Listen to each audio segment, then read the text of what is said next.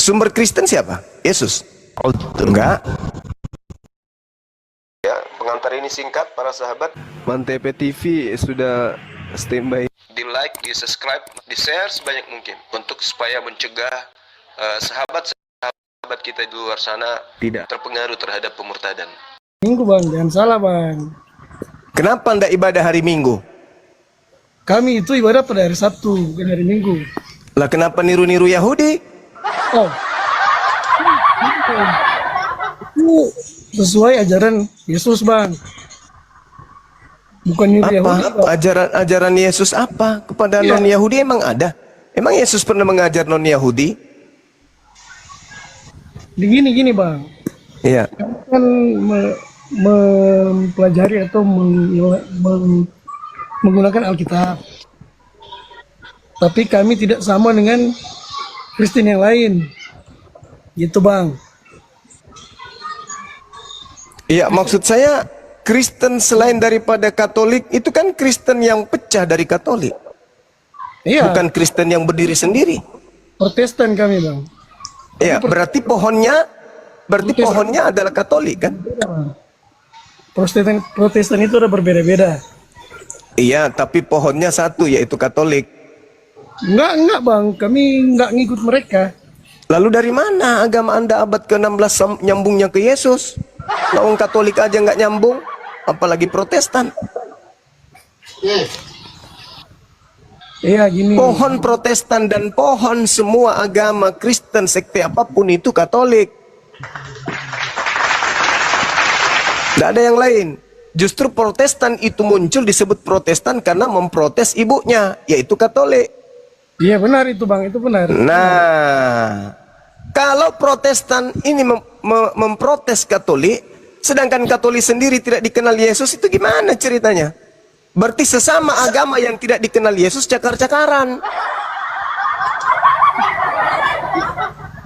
Abang jangan asal ngerocos bang. Apakah Yesus mengenal Katolik? Yang sopan aja bisa, yang sopan aja debatnya. Gitu bang. Apakah Yesus mengenal Katolik? Saya nggak tahu bang, saya kan bukan Nah, Katolik. kalau Yesus Katolik aja tidak kenal, apalagi Protestan. Anda ini cara menafsirkan sesuatu itu asal-asal. Bukan menafsir, itu fakta. Katolik tidak berasal dari Yesus, apalagi Protestan. Bang abang belajar dari mana bang? Kitab Anda yang Septuaginta bahasa Yunani tidak berasal dari Yesus, apalagi yang bahasa Indonesia. Di Kristen ini sekte apapun, apa yang berasal dari Yesus coba? Yang Kitabnya anehnya, enggak, bahas kitab kami. konsepnya tidak, Selalu makanannya tidak, hari ibadahnya tidak, tempat ibadahnya tidak, kitabnya tidak, Tuhannya tidak. Apa yang berasal dari Yesus di Kristen itu apa? Ada nggak? bang, tahu dari mana? Ya tinggal Anda sebutkan, kan pertanyaan. Apa yang berasal dari Yesus yang ada di Kristen hari ini? Abang ini kan Makanannya enggak, minumannya enggak, Tuhannya tidak, rumah ibadahnya tidak, kitabnya tidak, hari ibadahnya tidak. Apa yang berasal dari Yesus? sekarang saya Kalau tanya. kami hari Jumat dari Nabi Muhammad, sunat dari Nabi Muhammad, puasa dari Nabi Muhammad, sholat dari Nabi Muhammad, infak sedekah dari Nabi Muhammad, Al-Quran hadits dari Nabi Muhammad, Allah kami kenal dari Nabi Muhammad. Semuanya bermuara kepada Nabi Muhammad. Lah kalau Kristen apa yang berasal dari Yesus? Emang Muhammad Nabi bang? Nabi Bukan kayaknya. menurut Anda yang Kristen. Nggak ada tuh kayaknya di Al-Quran itu Nabi dia. Waduh, Rasulullah wa khataman nabiyyin. Sekarang apa yang berasal dari Yesus yang ada di Kristen? Banyak. Ya, satu aja, jangan usah banyak. Lebay kali itu, lebay cucok. Satu aja. Satu bang, dari Yesus. Contoh.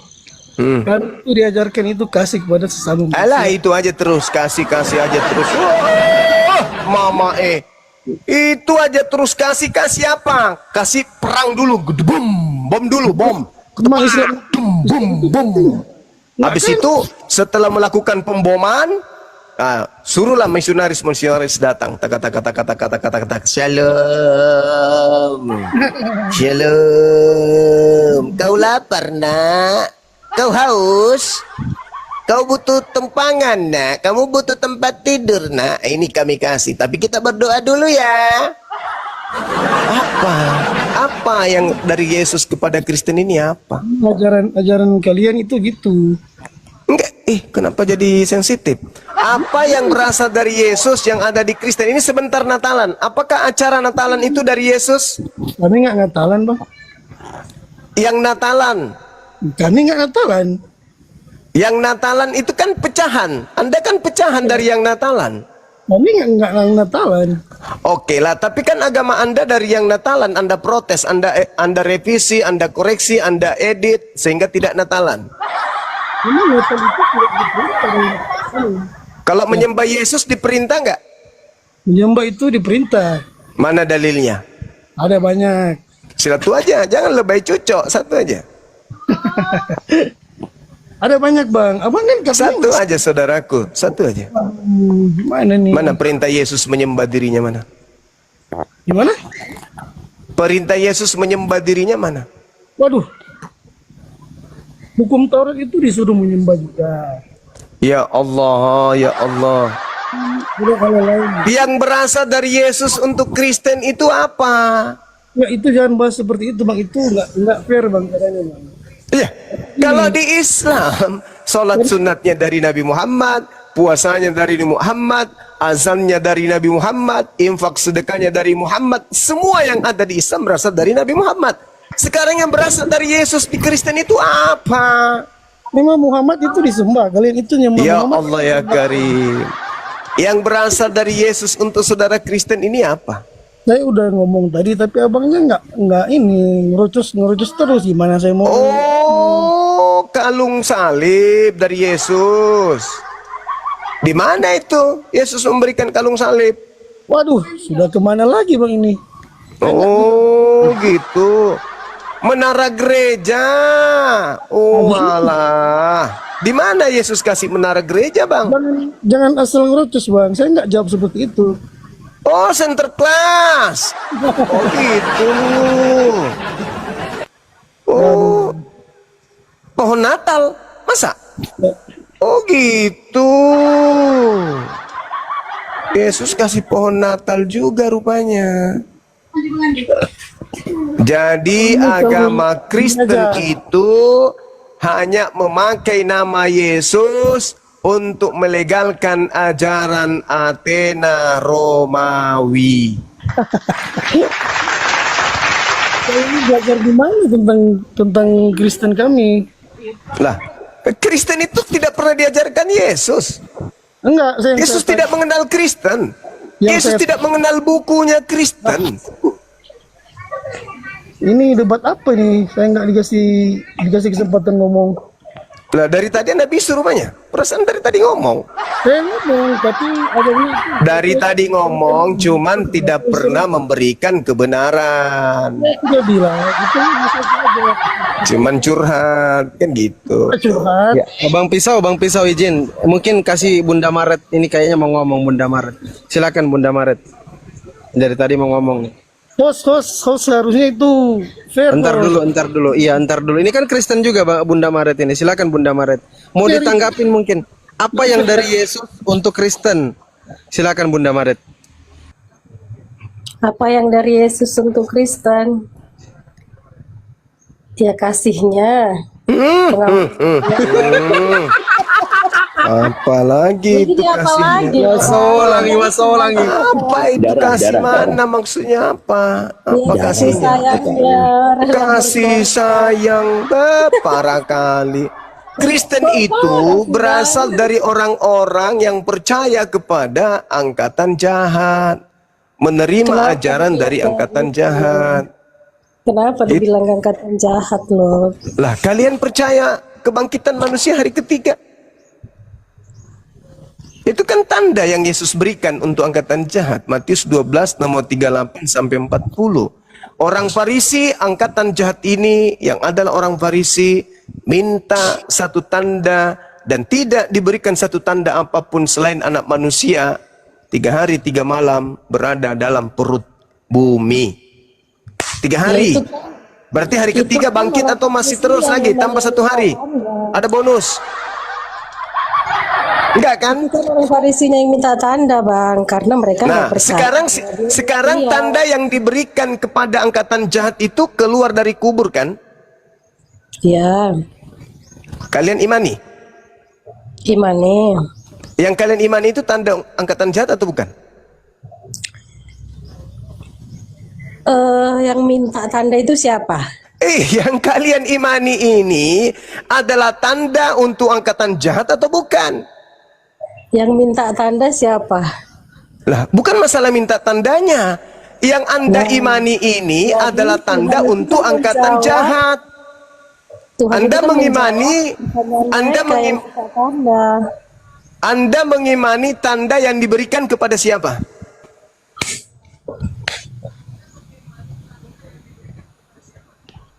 Hmm. Hmm. Hmm. Hmm. Yang minta tanda siapa? Kan orang Farisi. Berarti kan Iya, mereka orang dari Farisi minta tanda. Anda imani nggak tanda itu? Batu HP satu. begini Anda imani? kan mereka minta tanda. Begini nasib jadi Kristen. Begini nggak Ayo, sih? ayo, lembutkan hati saudari ya. Jadi angkatan jahat minta satu tanda dan tidak akan diberikan satu tanda apapun selain anak manusia akan keluar dari kubur pada hari ketiga.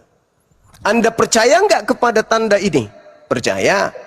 Berarti Anda menerima kemudian tanda angkatan jahat untuk Anda jadikan sebagai simbol rutinitas ritual keagamaan. Itu pasti. Tapi memang benar terjadi kan? Terjadi bahwa itu adalah tanda untuk Dan angkatan. orang Farisi itu dijawab kan? Iya, Benar artinya kan? orang Parisi diberi tanda sebagai dong. angkatan. Sebagai angkatan? Sebagai angkatan jahat. Berarti Anda ini adalah orang yang menerima tanda yang diberikan oleh Yesus kepada si jahat. Berarti agama Kristen ini adalah agama yang mewariskan tanda yang diberikan kepada si jahat. Berarti agama Kristen ini apa? Mereka itu begini loh, kan mereka yang bertanya loh, orang Farisinya yang bertanya. Jadi Tuhan kasih jawab. Dan itu Iya. benar terjadi. Nah, Ya udah, diberikanlah sampai tanda. situ aja. Diberikanlah Sampai tanda situ aja. kepada angkatan jahat. Bukan berarti semua jadi angkatan orang jahat. Loh, yang Anda terima hari ini itu adalah tanda untuk siapa? Karena sebelumnya Tuhan itu sudah bicara kepada murid-muridnya bahwa dia akan datang. Ah, itu semua rekayasa dari angkatan jahat Apa bilang? Ada tulisannya rekayasa. Ini ada yang rekayasa. menginginkan. Ada tulisannya. Oh, jelas. Sekarang apakah Yesus mengenal cerita-cerita yang Anda katakan tadi? Apakah Yesus memberikan legitimasi dari cerita yang tadi? Bukankah itu cerita yang disusun oleh pengarang? Maka Yesus pergi ke Mereka sana bukan untuk pengarang menyerahkan loh. dirinya. Mereka itu saksi hidup yang Maka Yesus ke sana untuk menanggung semua penderitaan, Mereka itu bukan untuk pengarang, disalibkan. mereka saksi Itu kan yang cerita. bersama-sama. Siapa yang menyusun cerita itu? Mereka melihat sendiri, mereka Contoh mendengar nih. sendiri. Contoh, bukan contoh, pengarang. Contoh, ketika kita lihat di dalam Matius 16, ini kita lihat data nomor 21, saya kasih contoh. Ketika dikatakan begini, sejak waktu itu Yesus mulai menyatakan kepada murid-muridnya bahwa ia harus pergi ke Yerusalem dan menanggung banyak penderitaan dan pihak tua-tua, imam-imam kepala dan ahli Taurat, lalu dibunuh dan dibangkitkan pada hari ketiga. Ini Yesus tahu nggak kalau ada pengarang seperti ini? Yesus tahu nggak kalau ada cerita yang disusun setelah dia pergi dengan cerita kayak disusun-susun gitu, membenarkan kemudian ajaran angkatan jahat tersebut. Yesus tahu nggak kalau setelahnya dia akan ada penyesat-penyesat yang memakai namanya? Yesus tahu nggak? Itu kan memang tulisan murid Tuhan Yesus yang bersama. Dari mana kemudian Anda mengatakan bahwa ini adalah murid Yesus? Ya, itu kan tertulis di situ, di Injil itu. Injil apa itu, Markus? Apakah Yesus mengenal Bible, Matius? Kenapa enggak? Dia kan maha tahu. Oh, itu cerita. Itu cerita Ya, dia penyesat. Tuhan, dia pasti Itu, tahu. karena itu dia cerita, maha itu tahu, cerita, itu cerita, imani Itu saja. cerita, itu logika Itu aja cerita lah, karena imani dia saja. Tuhan. Sekarang saya buktikan.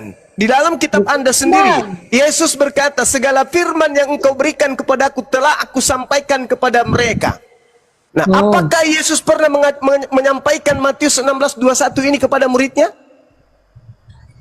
Injil itu loh Bang, itu menceritakan Injil itu. perjalanan murid-murid Nah, dengan Yesus. itulah yang saya Mereka katakan tidak tadi, semuanya. bahwa Jadi mau pengarang pagi, mau Bible siang, mau malam, hanya mau menyusun ngapain. Mereka nulis kan kisah-kisah, kayak nulis diari menyusun gitu loh. cerita-cerita, lalu kemudian Nulis dijadikan diari. sebagai Abang kitab nulis diari suci. nggak?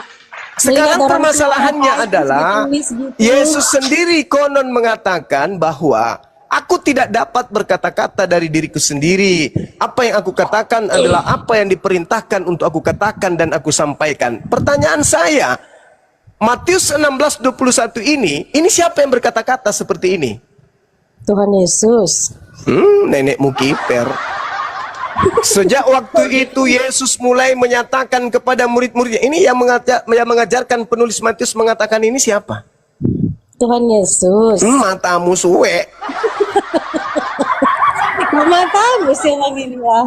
Enggak ada cerita Yesus menambah Ada dan loh, mengurangi. Bang. Yesus Ada. mengatakan, aku tidak dapat berkata-kata dari diriku sendiri. Apa yang aku Kenapa katakan Tuhan Yesus adalah ngomong apa kayak yang gitu, coba? diperintahkan. Coba Bang, bentar. Kenapa Tuhan Yesus ngomong kayak gitu? Kenapa?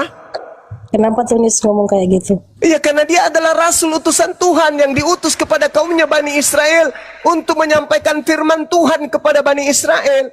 Sedangkan pengantar-pengantar pengarang daripada kitab saudara, itu tidak ada kemudian Yesus memberitakan berita seperti itu. Sewajak itu Yesus mulai menyatakan kepada murid-muridnya bahwa ia harus pergi ke Yerusalem dan menanggung banyak. Ini bukan ucapan Yesus ini. Ini pengantar pengarang buku Matius. Pertanyaannya, pengantar buku Matius ini sumbernya dari mana? Apakah Yesus mendengarkan berita itu? Apakah Yesus memberikan validasi tentang cerita-cerita pengantar Matius ini? Itu kan Kalau kesaksian Matius loh. Ya, sekarang apakah ini sabda Yesus? Sekarang apakah itu sabda Yesus? Itu kan kesaksiannya. Apa Iya, yang dilakukan kesaksian misalnya, berarti bukan sabda Yesus abang kan? lagi sama orang tua abang. Terus abang Kesaksian. ceritakan orang tua itu Kesaksian bagaimana, katanya gitu loh kesaksian. ceritanya. Oke, Kesaksian kesaksian. yang dilihat secara Iya, langsung, yang sekarang didengar permasalahannya secara langsung. kesaksian Matius penulis buku Matius ini apakah setara dengan sabda Yesus?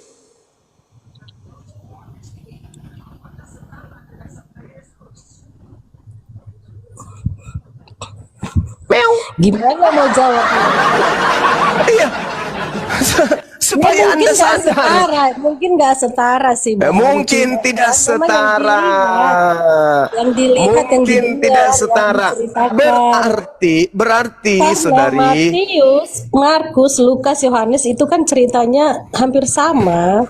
Ya kan? berarti Jadi pengantar misalnya cerita Matius dari anak ini pertama, cerita dari bukan anak perkataan kedua. Yesus, bukan firman Tuhan apalagi. Lalu bagaimana mungkin ucapan-ucapan pengarang yang bukan ucapan Yesus diimani sebagai kitab suci? Ayo, bukankah Yesus ini yang sumber? Kan Yesus yang sumber. Kenapa enggak? Kan mereka melihat Tuhan Yesus. Bukan melihat dari manusia mana? yang lain. Dari mana kemudian ketika ada orang melihat Yesus lantas dia menulis lalu dikatakan tulisannya itu firman Tuhan? Hah? Siapapun yang melihat Yesus lalu menulis tentang Yesus lalu apa yang ditulisnya itu firman Tuhan gitu? Yang Enggak disebut lah, firman Tuhan itu saudariku, yang diterima banyak Yesus, perjalanan, yang diterima banyak Yesus, perjalanan. lalu yang disampaikan Yesus, itu firman Tuhan. Loh kok tulisan-tulisan orang yang tidak dikenali, orang mencatat melihat Yesus kemudian mengkasti, lalu ditulis Yesus pada jam 3 subuh mengkasti dia bersama Tante Markona, lalu kemudian setelah itu dia mampir di warkop Mancing minum lagi, Bang, kopi mancing. bersama. Itu pengarang kayak begitu kok dibilang firman Tuhan hanya gara-gara melihat Yesus. Kan aneh gitu loh. Yesus adalah sang sumber Yesus adalah sang sumber pengajaran yang menerima pengajaran daripada Elohim yang mengutus dirinya. Bagaimana dengan orang yang menulis buku Matius ini? Apakah juga dia adalah penerima firman dari Elohim? Kan tidak. Lalu kenapa didudukkan dia sebagai firman Tuhan? Dengar sebentar. Kenapa dia harus menerima lagi sedangkan dia sedang berhadapan dengan Tuhan itu sendiri? Nah, apakah Yesus pernah mengatakan hal itu kepada pengarang Matius? Justru itu yang aneh. Yesus ada di tengah-tengah mereka, tapi mereka mengarang cerita. Kenapa enggak Yesus aja langsung yang menyampaikan itu? Karena sejatinya Kristen ini bukan berasal dari pengikut Yesus. Kristen ini berasal dari angkatan jahat. Kalau Tuhan Yesus langsung mengatakan, bukankah Tuhan Yesus langsung mengatakan bahwa dia Tuhan, apakah manusia saat itu kan percaya? tidak akan mungkin juga Yesus mengatakan sesuatu yang bukan kapasitasnya untuk ia katakan. Saudariku, Yesus itu manusia. Kesaksian Yesus, dia manusia. Yang saudara anggap Tuhan itu Yesus lain. Ya, Tuhan Yesus itu memang manusia, dia kan dalam wujud manusia. Tapi terus yang mengajarkan Anda bahwa dia Tuhan siapa? Hah? Yang mengajarkan Anda bahwa dia Tuhan itu siapa? Dari gereja. Nah, gereja.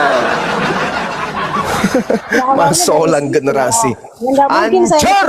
Hancur Mina, hancur. Ternyata gereja, sementara Yesus tidak mengenal gereja. Ya dari gereja lah bang awalnya. Ya nggak mungkin. Nah, terus gereja dapat ilmu dari mana?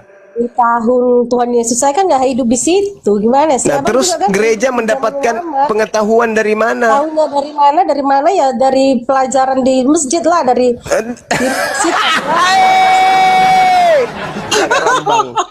Masuk lagi pinau manu, pangamanu. Mana bisa kayak gitu? Sebuah agama yang benar itu harus berasal dari sumbernya. Yesus itu sumber. Kami menghargai Yesus itu adalah sumber kebenaran. Kalau orang-orang Yahudi ingin selamat, maka jadikan Yesus itu sebagai jalan. Begitu. Tapi Kristen ini aneh, kelompok di luar daripada ajaran Yesus, menjadikan Yesus sebagai objek penderita. Di setiap kelakuan Kristen selalu Yesus, Yesus, Yesus. Padahal Yesus sendiri tidak pernah memberikan pengajaran tentang kekristenan. Iya Yesus ya, karena dia kan rela berkorban untuk menyelamatkan manusia. Nah, ini lagi kekeliruan yang sangat besar. Ya, yang menceritakan itu siapa? Yang menceritakan semua manusia. Kata siapa? Kata Alkitab. Nah, ya, bukan lagi gereja. Kalau Anda mengatakan kata Bible, kalau Anda mengatakan kata Bible, artinya kata pengarang, sama aja. Kenapa bukan Yesus sih yang mengatakan itu? Bukankah Yesus itu diutus oleh Tuhan sebagai penyampai firman? Kenapa dia sebagai penyampai firman tidak mengatakan itu? Kenapa harus arahnya ke bapak-bapak gereja, ke Paulus, ke pendeta, ke pastor, ke Bible? Kenapa enggak Yesus? Itu bukan nabi, ya kan? Kalau nabi kan memang diutus gitu ya. Kata siapa Yesus bukan nabi? Kepada umatku seperti Nuh. Ya Allah ya Karim. Ucapkan ini kepada umatku, laki. Nah, datanglah nabi mengucapkan. Tapi kalau Yesus kan bukan nabi, Yesus kan itu memang ya Tuhan. Dia mau suruh siapa untuk mengucapkannya?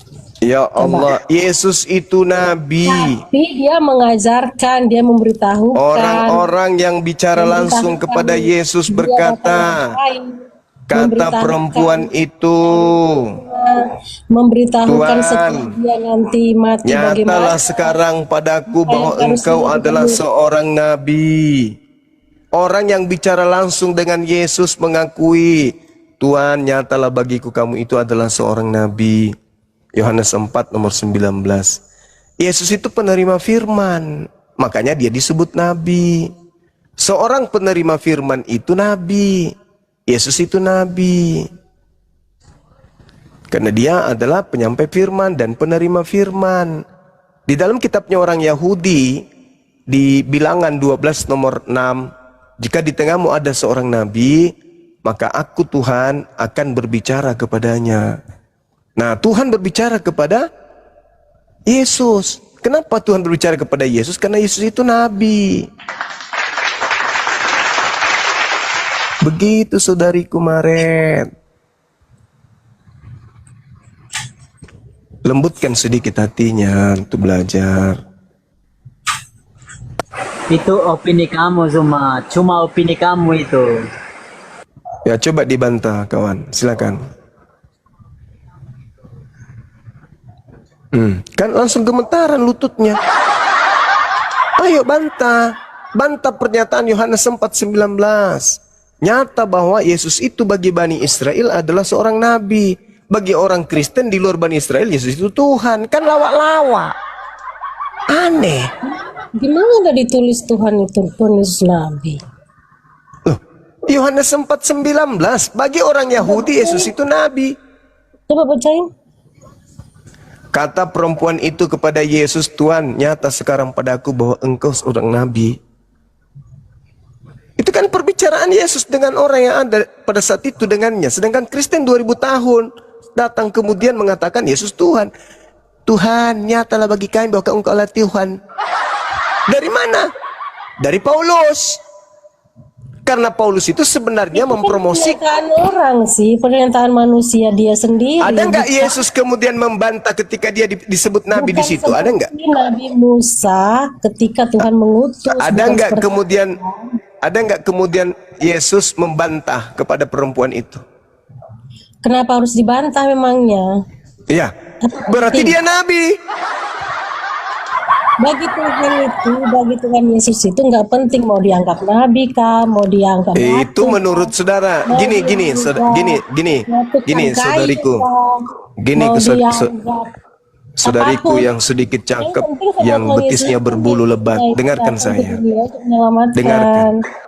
Sebenarnya yang kamu promosikan Yesus Tuhan itu bukan Yesus Yahudi. Yang kamu promosikan Yesus Tuhan itu adalah Yesus Romawi. Dewanya orang Athena. Percaya Yesus Yahudi. Ya, kalau kamu percaya Yesus Yahudi berarti dia adalah nabi, dia Mesias. Dia manusia. Di banyak namanya Yesus kayak Muhammad, banyak nama Muhammad. Oh, Tapi tidak, kan memang Paulus itu memberitakan tentang Yesus lain. Yesus lain yang diberitakan oleh Paulus, bukan Yesus Yahudi. Yang diberitakan oleh Paulus itu adalah dewa Athena yang nuzul ke bumi, yang kemudian orang-orang Athena Yunani tidak kenal, yang mereka sembah secara turun-temurun. Cuma nama Yesus dipakai supaya kalian itu bisa disesatkan. Karena kalau dia Paulus menggunakan nama bom-bom, kalian tidak mau. Maka nama Yesuslah yang dipakai untuk menyesatkan. Makanya Yesus berkata kepada orang Yahudi, waspadalah agar kalian jangan disesatkan. Sebab akan datang banyak orang memakai namaku dan berkata, akulah Kristus, akulah Mesias. Mereka akan menyesatkan banyak orang. Nah, Paulus datang kemudian memakai nama Yesus. Sehingga menyesatkan banyak orang. Mana banyak orang yang disesatkan Paulus dalam nama Yesus? Ya kalian. Nah, yang dimaksudkan ayat itu adalah orang yang mengakui Yesus, mengaku-ngaku dia adalah Mesias. Ya Paulus bukan yang itu memberitakan tentang Yesus. Paulus mengaku dia adalah Mesias. Paulus yang ngaku. Ayatnya di mana? Tidak pernah dia mengaku. 1 Korintus 11 nomor 1. Jangankan mengaku Paulus ini jangankan mengaku Kristus, mengaku Tuhan Bapa aja Paulus itu berani. Bukankah akulah yang telah menjadi Bapakmu di dalam Yesus Kristus. Jadi Bapa di dalam aku di dalam Bapa kata Yesus. Aku dan Bapa adalah satu kata Yesus. Paulus artikan Bapa itu adalah Paulus itu sendiri. 1 Korintus 11 nomor 1. Itu jelas itu. Jadilah teladanku sebab saya juga adalah Kristus. Tapi Lembaga Bible Indonesia kemudian apa istilahnya itu? Apa istilahnya itu? Apa namanya itu ya? Apa namanya itu? Paulus berkata, jadilah pengikutku sama seperti aku juga menjadi pengikut Kristus. Nah, itu terjemahan Indonesia. Coba kau baca bahasa aslinya Paulus. Bahasa aslinya Paulus itu bahasa Yunani kepada orang-orang yang ada di Korintus. Apa kata dia? Jadilah teladanku sebagaimana aku ini juga adalah Kristus. Itu kalau diterjemahkan dari bahasa aslinya, Paulus itu mengaku Nah. Kristus. Itu rekayasa terjemahan kamu semua. Mana ada terjemahan begitu? Anda berani kalau kita buka original teksnya, Anda lihat di sini? Ndak pingsan? Anda yakin kuat ndak pingsan kalau saya Coba. buka? Ndak pingsan? Tidak ada seperti itu. Itu kamu buat-buat sendiri. Anda yakin ndak pingsan kalau dibuka aslinya? Anda kuat? Kalau Anda kuat, ini dibuka nih. 2000 tahun kalian tertipu dari lembagamu sendiri yang menipu kamu. Buka aja, buka. Mana ada? Itu Kamu buat kuat sendiri itu. Kamu Terjemahan kamu kuat. buat sendiri. Oke, Dinda Dito boleh minta tolong Dinda dibuka. Dinda. Boleh. 1 Korintus 11 nomor 1. Dibesarin. Dinda Panti Siap. dibesarin. Nah, ingat ya, ingat. Ingat, ini kitab loh. Siap, saudara. Pegangan yang kuat kalau baca original teks, pegangan. Kalau nggak pegangan bisa jatuh loh. Coba ini Alkitab Sabda punya mereka, jangan sampai dibilang rekayasa. Loh, Oke. kasih lihat Jadilah- Alkitab Sabdanya, tulisan Alkitab Sabda Dinda. Nanti dia pikir bukan. Ah itu. 1 Korintus 11 tuh Alkitab Sabda tuh. Ah coba terjemahannya dulu. Jadilah pengikutku. Ini buatan karangan Lai ini. Ya. Di sini tertulis yang bahasa Indonesia kalian miliki, jadilah pengikutku sama seperti aku juga menjadi pengikut Kristus. Kita lihat menjadi pengikut Kristus. Nah, menjadi pengikut Kristus, original teksnya ini cuma satu. Ini Kristus. Nggak ada Jadi? yang pengikutnya. Nih. Aku juga Kristus. Kristus. Ah. Nah, Ayo, di mana? Jantungnya nggak pindah ke kanan kan? Yakin? Yakin? Jantung masih di kiri, nggak pindah ke kanan. Mana terjemahannya? Oh, tadi dia melihat pakai tumit, sekarang baru mau pakai mata. Lanjut, ulang lagi deh. Ulang. Ah. nih, aku juga original teksnya Kristus. Menjadi pengikut ini nggak ada. Yang ada adalah Aku juga Kristus. Kristus. Kristus. Ah.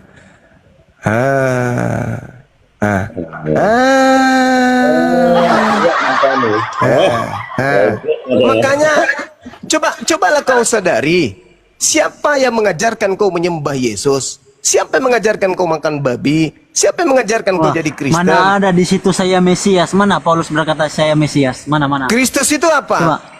Kristus itu apa? Dalam Ya, bahasa Kristus, Ibrani Kristus. yang dia maksudkan itu Yesus sendiri. Lah. Ini Kristus ini apa? Bahasa Ibraninya apa Kristus? Mesias. Mesias. Anda baca Matius 24 nomor 24 pun Kristus di situ. Sebab Kristus palsu. Ayo, akan datang melakukan tanda yang dahsyat dan juga mujizat sekiranya mungkin menyesatkan banyak orang. Nah, Kristus palsu Paulus.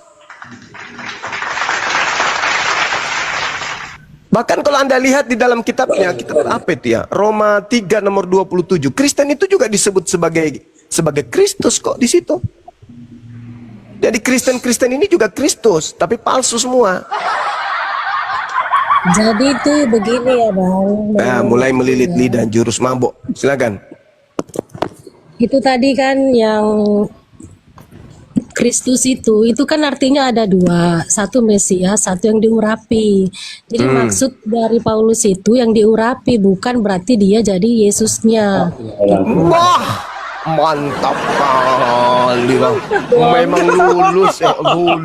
Makanya Yesus mengatakan waspadalah kepada Itu penyesat. tadi di kitab Ini Sada penyesat itu kan ada ini. dua pengertiannya. Pertama Kristus, yang kedua Mesias, yang ketiga itu yang diurapi. Lah Jadi kita Yesus harus juga, melihat tiga pengertian Yesus itu juga dong. ketika dikatakan Yesus Kristus itu Karena artinya itu kan Yesus yang artinya diurapi. juga Mesias. Iya samanya itu. Yesus Kristus artinya Yesus yang diurapi. Yesus Mesias, Yesus yang diurapi sama. Paulus Iya, jadi kan Kristus. Paulus itu diurapi juga waktu dia bertemu dengan Iya, itu.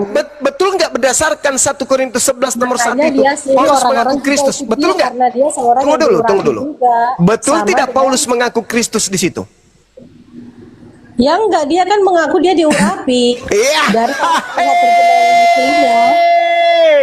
Masuk lagi lah baco.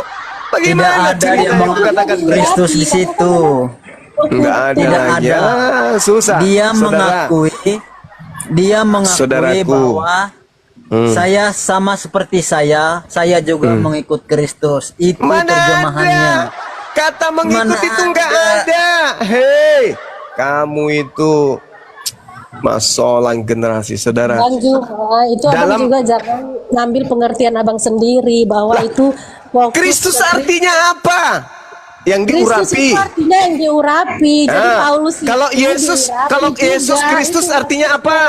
Yesus yang diurapi. Kalau Paulus Kristus apa artinya? Paulus yang diurapi. Beda enggak? Sama. Sama kan? Sekarang begini. Sebenarnya kenapa saudara-saudara Kristen itu ngotot kepada hal yang keliru? Karena ada penyakit. Fi qulubihim marad. Di dalam hatimu ada penyakit. Inilah yang disebut kecemburuan akidah. Kalian cemburu dengan akidah umat Islam yang berpelukan, yang rangkulan antara ajaran Islam dengan ajaran umat Islam dan ajaran Al-Quran dan ajaran Nabi Muhammad itu seia sekata. Sedangkan ajaranmu, kitabmu bertentangan dengan imanmu. Kapan Imanmu- kami cemburu dengan ajaran Islam? Imanmu bertentangan pula juga dengan Yesus.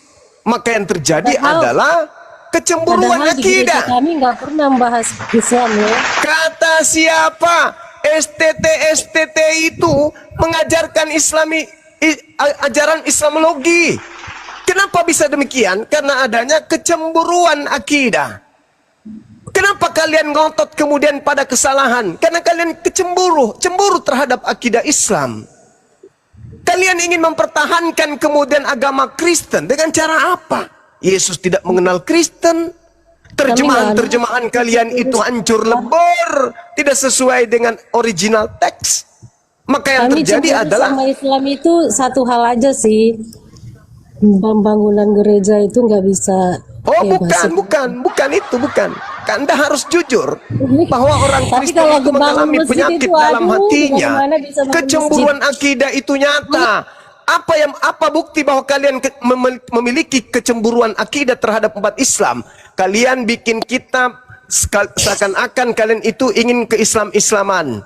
Kalian kemudian bikin rumah ibadah seakan-akan kalian ingin ke-Islam-Islaman. Kalian menyebut tokoh-tokoh dalam agama kalian seakan-akan ingin menyamai Islam. Kalian melakukan prosesi ibadah seakan-akan ingin menyamai Islam. Itu kenapa? Karena kalian cemburu akidah. Islam yang ada itu Islam yang cemburu sama Kristen. Apa yang Kenapa kami kok cemburukan? gereja? Apa yang kami cemburukan bernyanyi terhadap sesuai Kristen? Alkitab. Tak ada Terus sama kenapa sekali. orang Tak Islam ada. suka merusakkan Tidak ada gereja? yang Kenapa? patut dicemburui dalam agama Kristen. Gak ada. Orang Islam suka merusakkan gereja. Itu kecemburuan Anda kalian tahu, yang Anda ngerti. nafikan sendiri. Sebelum Indonesia merdeka, kerajaan-kerajaan yang ada di Nusantara ini adalah kerajaan-kerajaan Islam. Kenapa yang datang dibisuk-bisukkan? menghancurkan. Yang datang menghancurkan kerajaan-kerajaan itu adalah orang-orang Kristen. Di Sulawesi Selatan ada pemakaman 40.000 jiwa Islam. Pelakunya adalah orang Kristen.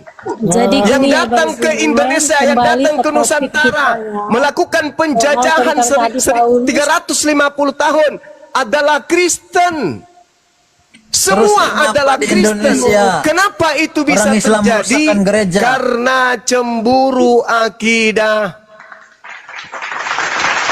Kecemburuan akidah terhadap Islam. Gereja. Angka Islam di Indonesia 80 hampir 90%. Nilai kalian cuman secuil 6%. Tapi gaya-gayaan mau bikin gereja di mana-mana.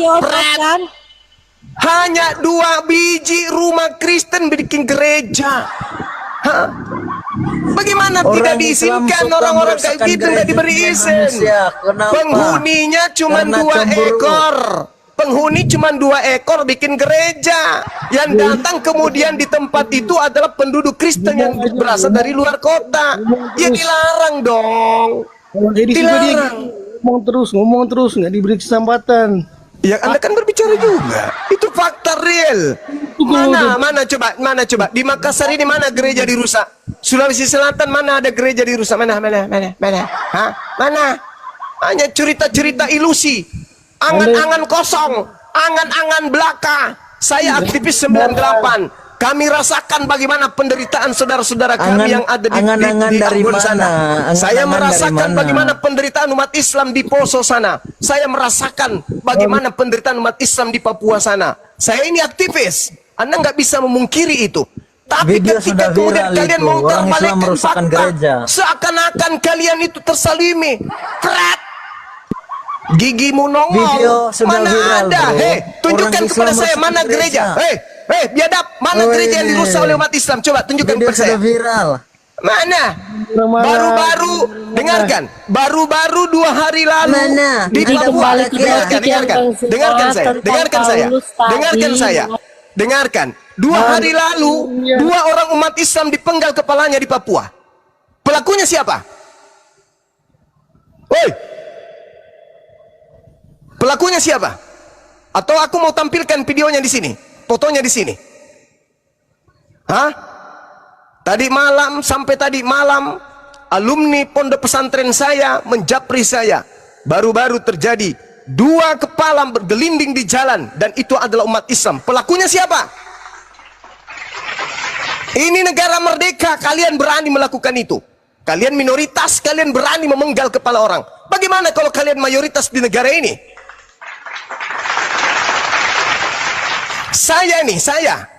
Saya seorang muslim melakukan kemudian milad agama Islam, organisasi saya didatangi oleh misionaris, oleh orang Kristen, dijebak dengan diberikan baju kaos, lalu setelah saya bakar baju kaos itu, saya dilaporkan polisi. Hah? Ini kalian minoritas, bagaimana kalau kalian mayoritas? Kalian yang membakar masjid, kalian juga yang melapor polisi. Kalau kalian mayoritas, itu bisa terjadi. Saya yang mengalami. Saya ini korban. Saya korban misionaris. Didatangi oleh seorang misionaris tua yang suka mencari kemudian berondong-berondong Islam untuk dimurtadkan.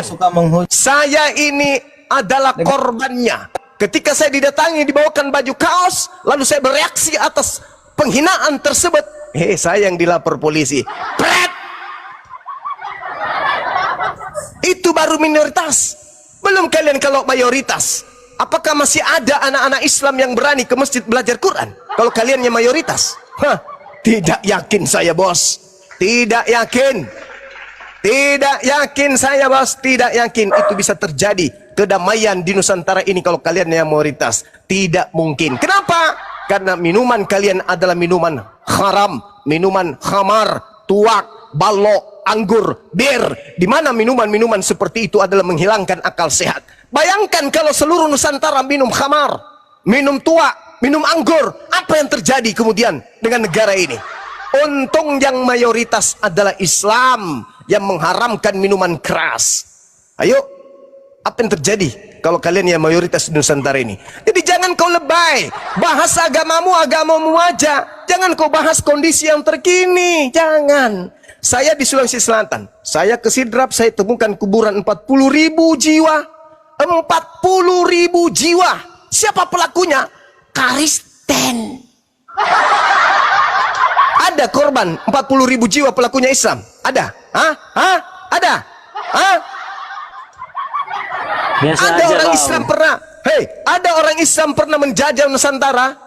Datang kemudian dari Arab, datang sini. Ada? Biasa aja kali. Kalau udah ketahuan, biasa aja kali, jangan buka aib kami, Bang. Itu fakta real. Stres kau ngomong. Kamu malu kan? Malu agamamu dibuka aibnya kan? Apa yang diwariskan penjajah kepada kalian? Gereja. Apa yang diwariskan penjajah kepada kalian? Lembaga Bible Indonesia. Ayo, malu kau kan? Malu. Apa yang diwariskan penjajah kepada kalian? Agama Kristen. Berapa juta kemudian? Berapa juta penduduk Nusantara yang mati karena penjajah Belanda? Yang agamanya sama seperti kau? Hah? Makanya kita disebut Bible. Bible itu kau tahu? Bimbingan Belanda.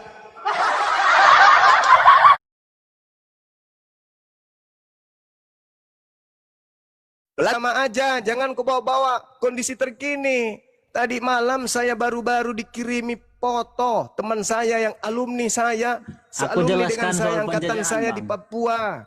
2 kepala terlepas dari tubuhnya gara-gara siapa pelakunya? Ancur. Hah? Kau secantik, kau itu karena hidup di tengah-tengah mayoritas Islam, kau damai. Kau merasa damai, merasa terganggu karena mayoritas Islam. Coba kau mayoritas Kristen. Coba ya, yang saya alami coba. Kejadian. Aku jelaskan dulu soal Kau diam dulu. Pemakan babi, kau diam. Kau diam dulu. Kejadiannya di Bandung. Oke? Ya, aku ngomong. Yang korban saya korban. Saya korban. Yang datang kepada saya itu penghujat kelas kakap. Penghina Tuhan saya, penghina Nabi saya. Datang di tempat kediaman saya. Maksa-maksa ingin ketemu. Padahal dia statusnya adalah kafir harbi. Kafir yang halal kemudian untuk diperangi. Disebabkan dia memerangi umat Islam. Secara nyata, secara konkret dia menyatakan itu. Datang ke tempat saya. Menantang saya. Datang dengan mengatakan aku akan menyidak. Kita sidak apologit Islam Indonesia. Padahal yang datang ini penghujat. Ayo. Begitu dia datang di tempat saya tidak mau, saya menahan massa untuk tidak melakukan tindakan reaksi terhadap penghinaannya selama ini. Saya adamkan anak-anak, jangan kau ladeni, biarkan saja, suruh dia pergi. Tapi dia tetap saja ngotot, menantang. Kenapa kalian takut? Kenapa kalian takut? Aku sudah datang. Ini lihat nih penginjil, tidak ada takut-takutnya. Karena kami adalah anak-anak Tuhan, anak-anak Yesus. Kami datang di markas kalian, kami sidak kalian. Kenapa kalian tidak berani? Coba, kurang apa lagi kurang ajarnya orang tersebut? Diusir, pergi dari sini. Sebelum kami melakukan hal-hal yang tidak kau inginkan. Pergi. Ketika dia pergi, dia titip pakaian yang memang sudah disiapkan untuk saya. Bajunya aja kan menjadi Kristen. Kurang ajar sekali. Kurang ajar. Sangat kurang ajar. Penghinaan. Biadab. Sangat menghina. Sangat merendahkan. Sangat menistakan. Di sana bukan untuk berperang, Bang. Nenekmu kiper. Dia datang untuk berperang. Kenapa saya katakan dia datang untuk berperang? Untuk dia berdebat. sendiri yang mengatakan aku datang untuk sidak. Biadab. Apa pula dia sidak? Emang dia yang bayarkan saya pajak? Emang dia yang kasih makan saya? Sidak. Begitu kemudian barang yang dititipkan untuk saya bakar karena saya tidak mau umat Islam itu murtad hanya gara-gara baju kaos. Dia laporkan saya, aku celuk. Terus saya dilaporkan lagi dengan seorang yang juga adalah aktivis gereja. Biadab. Aktivis gereja yang joget-joget di depan gambar Ka'bah. Kurang ajar. Dia sengaja joget di depan Ka'bah dengan sengaja kemudian memutar lagu rohani Kristen. Biadab. Kurang ajar. Mana menghina sekali. Di mana itu? Kamu aja Dimana heran, kejadian apalagi itu? kami yang diperlakukan seperti itu. Pada saat kemudian Dimana? dia sedang euforia melaporkan saya, dia malah joget-joget di tengah-tengah orang yang lagi pengajian. Joget di depan gambar Ka'bah. Di tengah-tengah orang lagi Mana pengajian, kejadian menurut itu? dia. Di mana Kurang itu? ngajar. Habis itu dia yang melaporkan saya ini tinggalnya di Bandung. Tapi karena dipikir di tempatnya mayoritas, malah saya dilaporkan di tempat yang bukan tempat kejadian. Biadab. Karena kamu penghujat. Kamu Nenekmu laporkan kiper. sebab kamu penghujat. Nenekmu Kamu kiper. menghujat tau. Nenekmu kiper. Kau yang menghujat agamamu sendiri. Kau sendiri yang percaya bahwa Yesusmu ditampar, Yesusmu ditonjok, Yesusmu diludahin, Yesusmu ditelanjangin, Yesusmu digantung, Yesusmu ditombak, Yesusmu dibunuh. Kau sendiri yang menghujat Tuhanmu sendiri. Kampret. Kurang ajar. Kau pikir umat Islam itu bisa diam dengan kelakuan kalian ini? Enak kali, minoritas belagu. Di mana kejadian itu? Di mana? Matamu suwe. Sudah menghina, menista, datang, nantang di rumah kita sendiri. Kita bereaksi terhadap tindakan kurang ajar penistaannya. Dipikir kita nggak ngerti hukum. Cuman dia yang punya hukum. Seenak perutnya saja melakukan terhadap umat Islam. Minoritas berlaku seperti itu. Dasar Kerjaanmu biadab. itu menghujat Kristen, Kampret. Zuma. Kamu tidak sadar perbuatanmu. Kamu Apa? menghujat Apa Kristen. yang saya hujat Kristen? Apa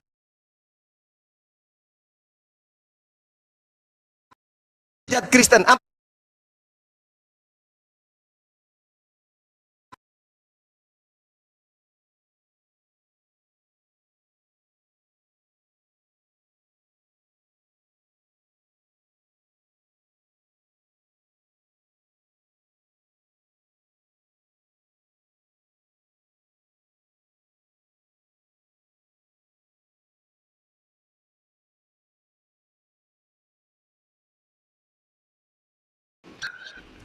Kalian bisa cek di Kerajaan Kuning ikhwannya kalau mau.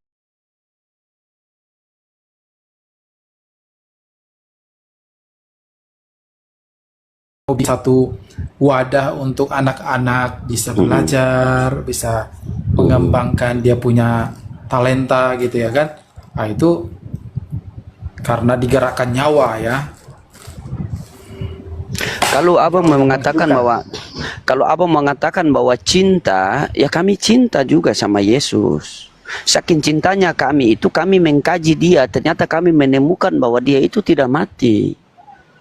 Itu poinnya di situ, Bang. Kalau berbicara tentang cinta ya, jangankan kita, Bang. Allah Bapa saja sudah mengatakan, inilah anakku yang aku kasihi, kepadanya aku berkenan, dengarkanlah dia. Nah sekarang mana main akal kita ketika anak yang dikasihi, tetapi ketika dianiaya Bapa membiarkan begitu saja. Kalau berbicara masalah cinta, Anda punya anak, ketika anak Anda saja dibully, dicaci, dimaki, dihina, diludahi, kita sebagai orang tua marah loh. Pasti kita membela anak kita. Inilah anakku yang aku kasihi, kepadanya aku berkenan. Bahkan ketika iblis bilang jatuhkanlah kamu ke situ. Sebab ada tertulis malaikat akan mengurunimu sehingga kaki kamu pun tidak akan terhentuk batu. Nah, bagaimana ketika di atas kayu salib dia teriak-teriak itu? Coba.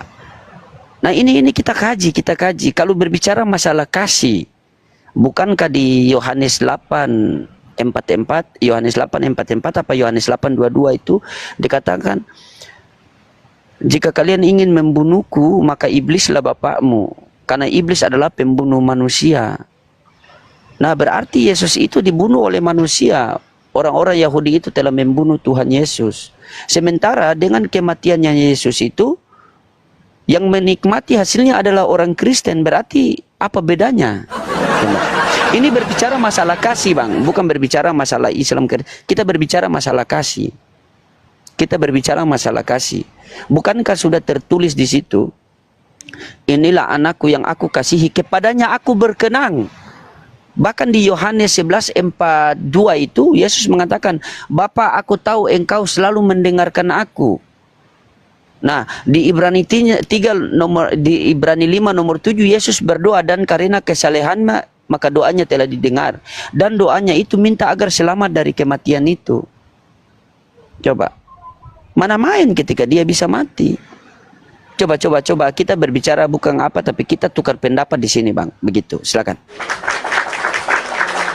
Ya, jadi kalau Yohanes pasal 3 ayat 16 itu kan yang mengatakan karena begitu besar kasih Allah atau cinta Allah akan dunia ini sehingga ia mengeruniakan anaknya yang tunggal supaya setiap orang yang percaya kepada dia tidak binasa melainkan beroleh hidup yang kekal. Jadi itu kan suatu pembahasan dari Tuhan tentang besarnya cintanya.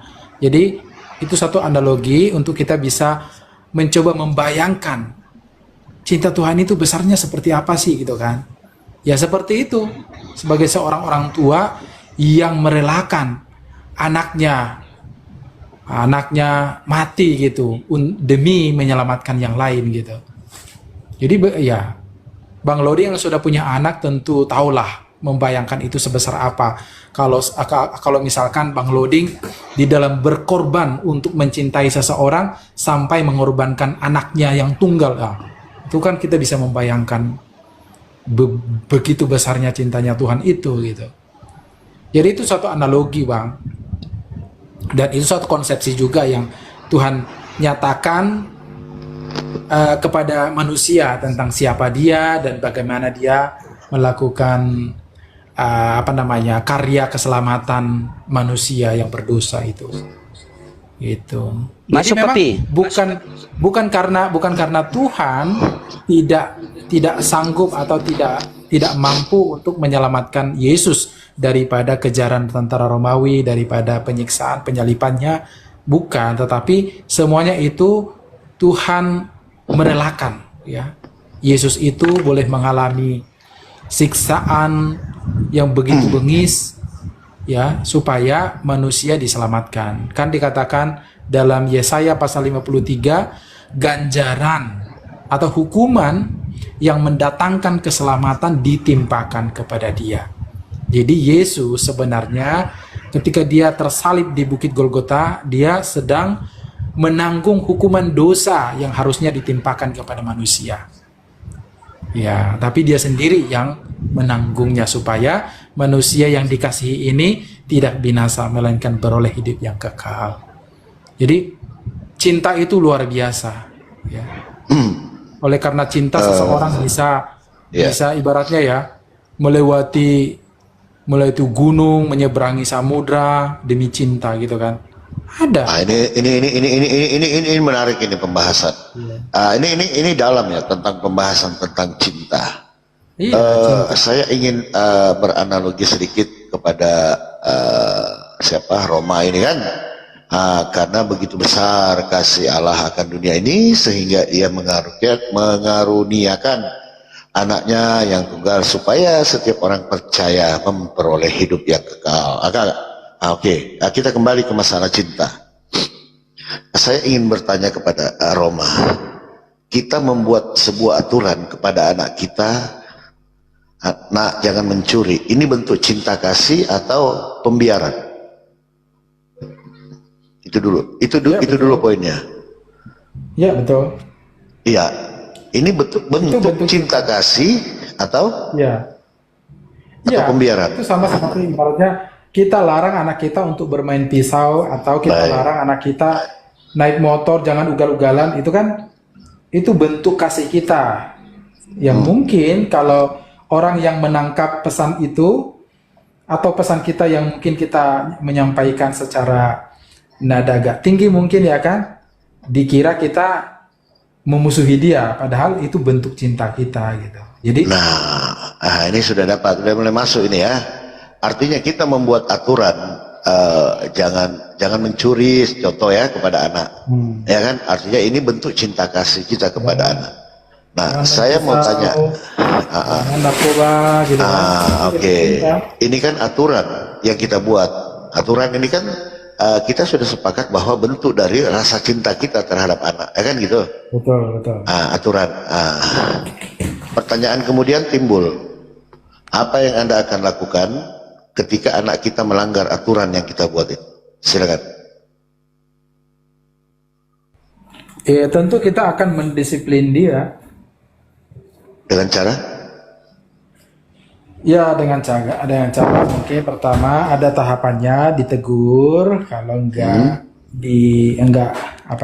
kalau tetap melanggar ya mungkin kita pukul pantatnya atau apa gitu ya untuk mendidik, atau mungkin kita nggak kasih uang jajannya Kayak gitu. Satu disiplin untuk mengingatkan dia supaya tidak mengulangi kesalahan gitu. Tidak mengulangi kesalahan.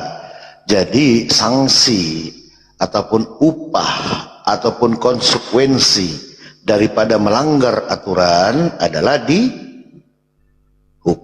kan begitu, apapun bentuk hukumannya kan.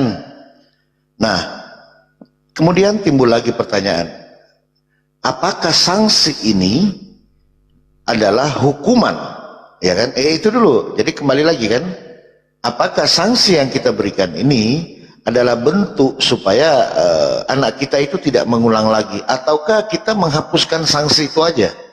Nah, gitu loh. Oke, saya orang tua. Dia kemana nih? Kemana dia? Kemana? Hilang ya, turun ya. Berbeda. Kalau di Oten berbeda sanksi dengan hukuman, Bang. Aneh-aneh. Kalau berdiskusi dengan Oten itu terbolak-balik, harus terbolak-balik gitu loh. Gitu ya. Makanya kita giring dulu dia. Apakah mereka paham sanksi dan hukuman itu berbeda atau sama, kan? Nah, yang sangat rancunya teman-teman, Tuhan memberikan aturan kepada manusia, artinya manusia ini sayang. Ya kan gitu. Sayang kepada manusia itu sendiri supaya tidak terjadi konflik, ya kan? Makanya Tuhan itu membuat aturan melalui para nabi. Itu kan. Contoh, jangan mencuri. Bagaimana supaya kita tidak mencuri?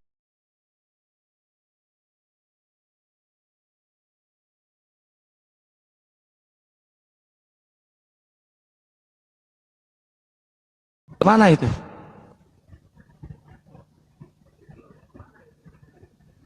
Kok kabur? Sakit mungkin. Udah kita cerita-cerita tentang agama, larinya ke pembubaran gereja, pembakar gereja. Sok cantik, sok paling tersakiti. Pret. Kurang ajar. Berkokok.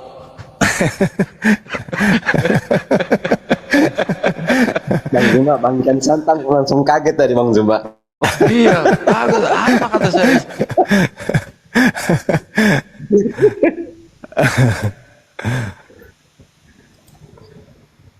Kena ginjalnya tadi aku ini yang komalnya. Oke Kang, sebentar saya ibadah dulu sejenak aja. Udah azan di sini ya. Siap, udah siap. Iya, lanjut.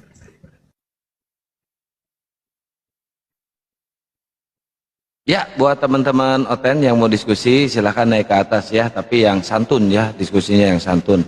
Jangan sampai ada hujatan-hujatan ya, karena kalian ini kalau nggak menghujat ini, kalian ini kayaknya nggak ini ya, nggak puas kayaknya ya. Yuk, Pada dasarnya mereka memang gitu. Iya betul. Emang kelakuannya emang kayak gitu mereka, nggak aneh gitu. Udah nggak aneh lagi. Beda ini ya, beda ajaran, beda adab, beda akhlak ya. Iya Bang, betul. Waalaikumsalam warahmatullahi wabarakatuh. Yang baru hadir silahkan di tab layar, posting ulang, di share dan lop oranye digas ya. Digas lop oranye guys. Biar komalnya kuat.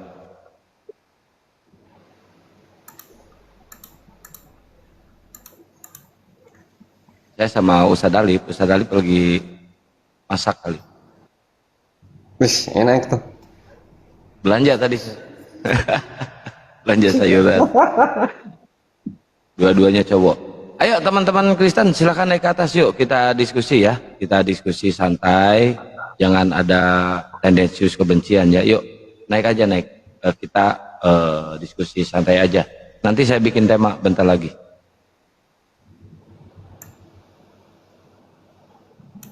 Waalaikumsalam warahmatullahi wabarakatuh. Crusader, naik aja Crusader sini.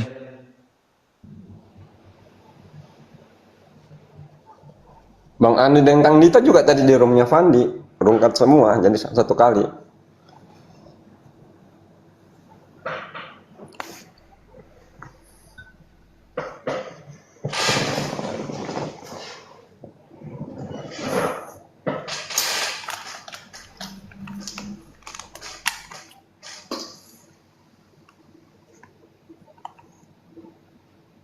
Oten gabung YouTube. Iya.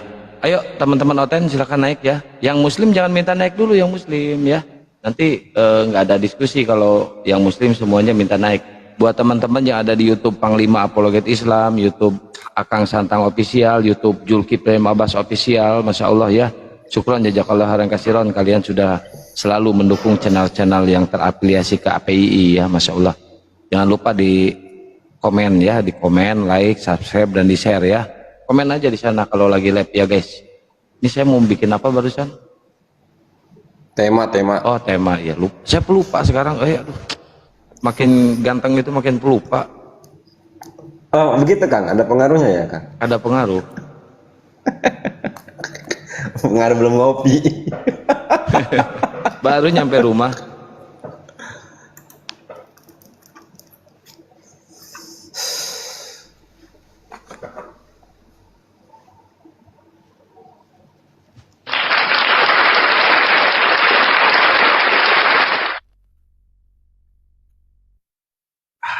Ini kopi bikin segini kapal api. Ayo, silakan teman-teman Aliteng yang mau belajar bareng, yang mau diskusi, yang mau membahas tentang dua agama antara Islam dan Kristen, silakan naik ke atas. Ini temanya nih, Yesus punya Tuhan. Ya, ini temanya nih. Anda tanya.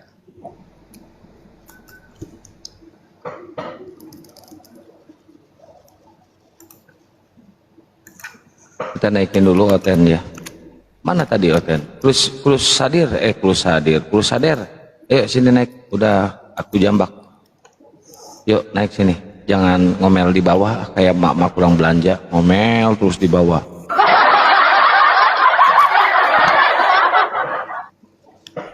Naik sini klus sadir. Yuk jangan takut, nggak usah takut. Laki-laki kok kayak dasteran kayak gitu loh.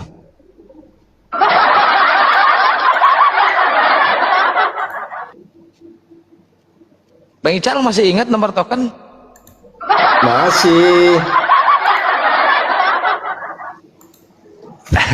masih aman.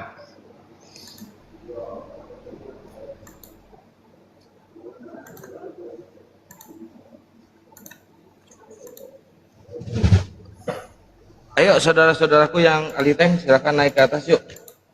Naik sini.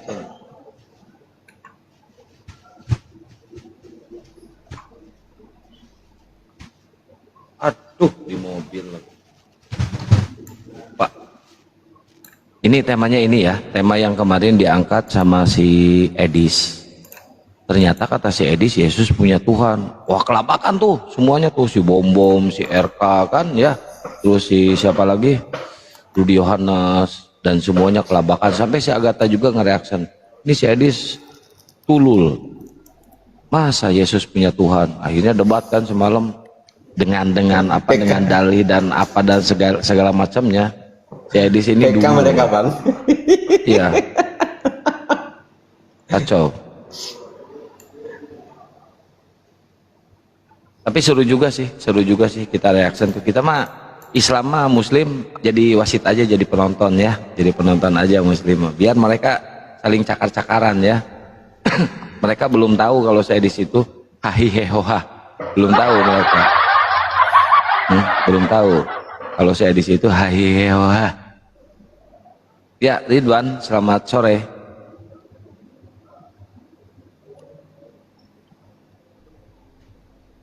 Ini tentara Romawi lagi berkeliaran guys ya. Jangan lupa di tab-tab layar, posting ulang, di share-share, dan loporenya digas ya. Biar kuat komalnya, biar hidup komalnya itu muter hidup. Soalnya kalau room diskusi kayak gini tuh rawan kena tombak guys. Ya. Kang, engkau Ya. nanti tanggal 10 atau 11 ke Jakarta. Nanti aku titip kopi sama Kang Arif ya, Bang Arif. Pak Arif. Ketemulah kita lah, masa nggak ketemu jauh-jauh? Abang di mana? Saya di Taman Gesmani. Di Jakarta lah bang. Ini nanti lah kalau aku di sana aku hubungi. Siap.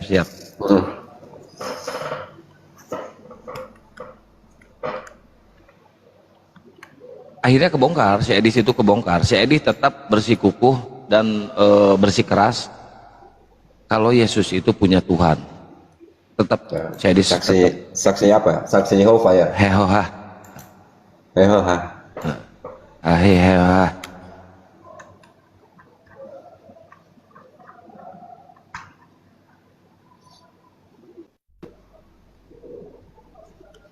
Tuhannya siapa? Tuhannya namanya Haheho. Haheho, Tuhannya Haheho.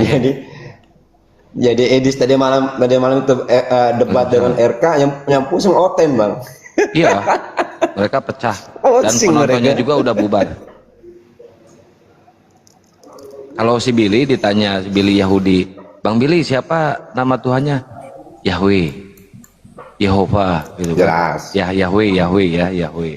Nah kalau saksi Yehova ya Haheha si Edi siapa Haheha nama Tuhan lu siapa? Haheha gitu.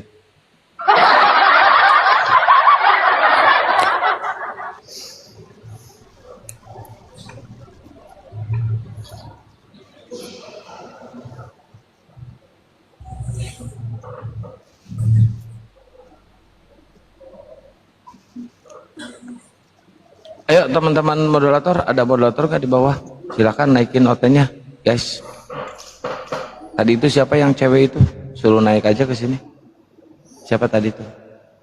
Perasaan itu si Emil gitu, Emilius itu yang suka naik ke sini juga dia.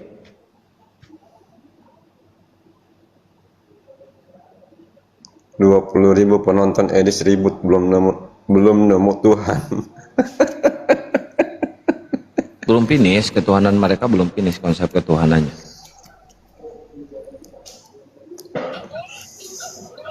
Halo, apa yang perlu kita bahas ini? Halo, yang perlu kita bahas sekarang Yesus punya Tuhan ternyata. Islam harus hati-hati nih, soalnya RK sama Edis ini udah bersatu ini. Iya, Yesus punya Tuhan bersatu, mengakui Sedang Yesus punya Tuhan. merencanakan kebohongan itu.